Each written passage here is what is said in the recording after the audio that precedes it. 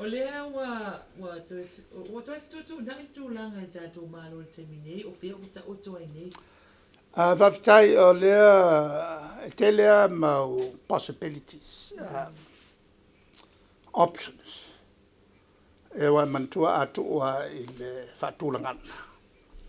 E le tūlanga masani. O le siri le itapipi. E luafulu wono. Luafulu wha ia le vaenga le la lua ia e tuto tasi. E lai kumau. Whakaaloa ia le kaimi e whakaukoa. O ngā luafulu lo le luafulu. Al taimi nei. Lai kumawa. Me la le lesa o whautua nai fia me. So ia ke fe alo whai ngā ua lewa ngā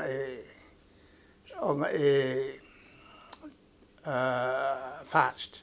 Haru lo le skala fast. So ia ke kuko kasi kalapelo. Ia le ala ukoi pu I. Le ala ukoi pu I whai konfiki.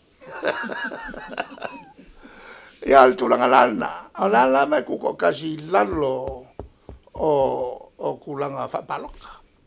Le kaimila o koe lo kongo. Kauko, ngā lufulongo lea lufulongo.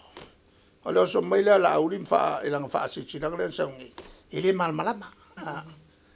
Ile malmalama ui a sa fonfkala. Ile malmalama kilo mea. O lea ua ta oto fufuanga uma. Se I mai a wha masinonga. Se mai a wha masinonga nei lo tonua I lea. O le malo le atula I le foe. O le sao Samoa.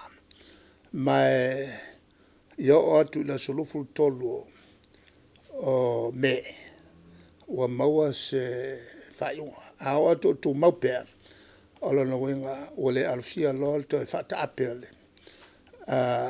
O le o te whata ape o le palmene po o le whalea ngaina. O I unga ia wa iai.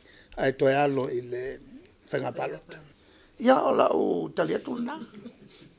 Malo whakapea Whakapea na mamula mātou awa noa o whaafonga tātou atunuu. Ia o le tātou polkalano le tu ai ki mai pānemia se ia unia le taimi māsani le vai a sofo ai mo le taimi nei ia soifua ia.